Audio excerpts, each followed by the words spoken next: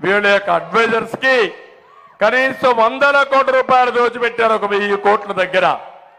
నేను అడుగుతున్నా, ఈరోజు ఆ డబ్బులన్నీ ఖర్చు పెట్టుంటే ఉత్తరాంధ్ర ప్రాజెక్టులు పూర్తయ్యేటివి, మీ జీవితాల్లో వెలుగులు వచ్చేటి. అవునా కాదా తమ్ముళ్ళు? మీరే చెప్పండి.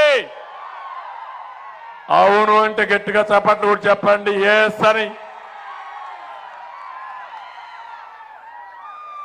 ఈ ముఖ్యమంత్రి అంతా రివర్సే. మీరు ముందుకు నడిస్తే ఆయన వెనక్కి నడుస్తాడు, మీరు ఒకటి చేస్తే దానికి ఆపోజిట్ గా చేస్తాడు. ఇప్పుడు చూడండి, రివర్స్ పాలనతో, విధ్వంస పాలనతో రాష్ట్రాన్ని భ్రష్టు పట్టించిన వ్యక్తి ఈ జగన్ రెడ్డి.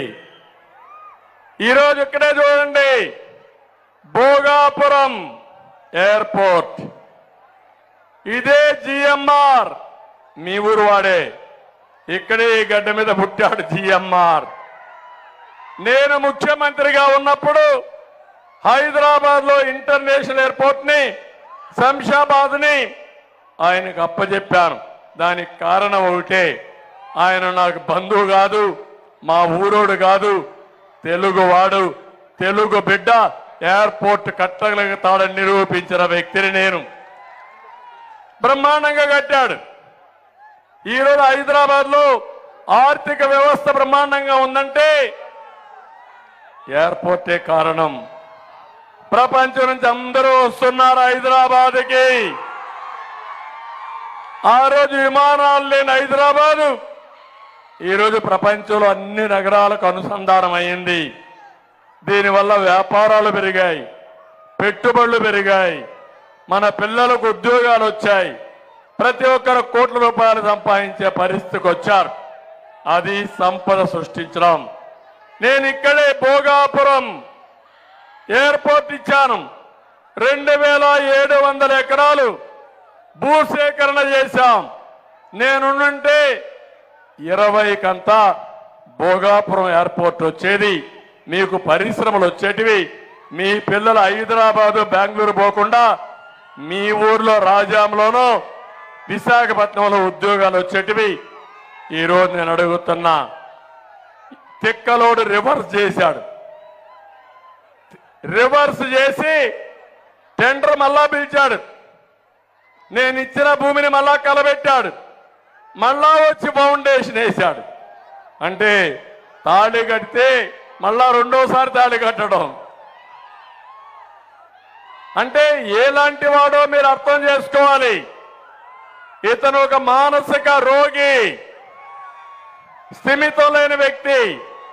కావాలంటే మీరు, నేను ఎయిర్పోర్ట్ ప్రారంభించాను, ఫౌండేషన్ వేశాను, భూమి అప్పచెప్పాను, నీకు చేతనై ఉంటే ప్రారంభోత్సవం చేసుంటే పూర్తి చేసి నేను అభినందించాను. అవునా కాదా తమ్ముళ్ళు అని మిమ్మల్ని అడుగుతున్నా. పూర్తయిందా ఈరోజు ఎయిర్పోర్టు? కారణం ఎవరు? ఈ ముఖ్యమంత్రి. అవునా కాదా? ఇంకొకటి చెప్తున్నాను, ఇక్కడనే గిరిజన యూనివర్సిటీ, నేను ఆ రోజు గిరిజన యూనివర్సిటీకి 550 ఎకరాలు ఇచ్చి, ఎక్కడైతే విశాఖపట్నం దగ్గరనే దాన్ని ప్రారంభించాం. కానీ ఇతను వచ్చి దాన్ని కూడా మళ్ళా రివర్స్ చేశాడు. ఇప్పుడు ఎక్కడుందో ఎవరికీ తెలియదు. ఒక యూనివర్సిటీ వస్తే 1000 మంది చదువుకుంటారు, 1000 మంది చదువుకుంటే గిరిజనులు బాగుపడతారు. అది కూడా రివర్స్ చేసే పరిస్థితికి వచ్చాడు. ఇంకో పక్క ఇక్కడే బావనపాడు పోర్ట్ ఉంది. నేను ఆ రోజు బావనపాడు పోర్టుకంతా కూడా ఫౌండేషన్ వేశాను, అన్ని కూడా టెండర్లు పిలిచాను, మళ్ళీ క్యాన్సిల్ చేశాడు. డబ్బుల కోసం కక్కుర్తి పడ్డాడు. మళ్ళా ఇప్పుడు టెండర్లు పిలిచి మళ్ళా వేరే వాళ్ళకి అప్పచెప్పాడు. అంటే మీరు గుర్తుపెట్టుకోవాల్సింది, ఒక ముఖ్యమంత్రి రాష్ట్రాన్ని రివర్స్ తీసుకుపోయాడు. ఇవన్నీ పూర్తయి ఉంటే, నేను అనుకున్న ప్లాన్స్ ప్రణాళికలు అయి ఉంటే, హైదరాబాద్ కంటే మిన్నగా ఆంధ్రప్రదేశ్ తయారయ్యేది.